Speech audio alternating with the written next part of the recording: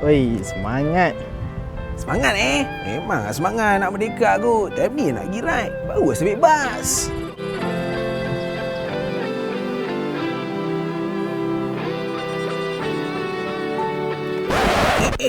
Motor tak hidup Aduh, time-time macam ni dia buat hal pula tu. Aku rasa aku dah servis dah 3 bulan lepas. Tak boleh hidup pula Aku rasa bateri kau kot. Mungkin juga aku bateri aku ni. Alamak, macam mana tu? Tak apa. Nah, aku ada ni.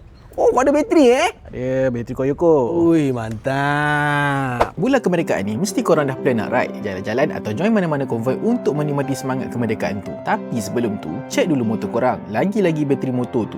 Dalam merayakan kemerdekaan ni juga, apa salahnya kita cuba mendekatkan motor kita daripada risiko yang sebenarnya boleh dielakkan. Juga di bulan kemerdekaan ni, bolehlah kita sama-sama support brand lokal kita macam Koyoko ni yang dah lama dalam scene bateri sejak tahun 2008. Juga mendapat persinjilan Sirem sejak tahun 2010.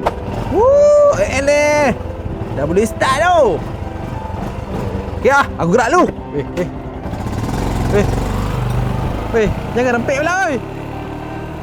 Mereka memberikan kita kebebasan memilih jalan, tapi setiap perjalanan tetap perlukan tenaga untuk bermula. Selamat menyambut bulan kemerdekaan yang ke-69.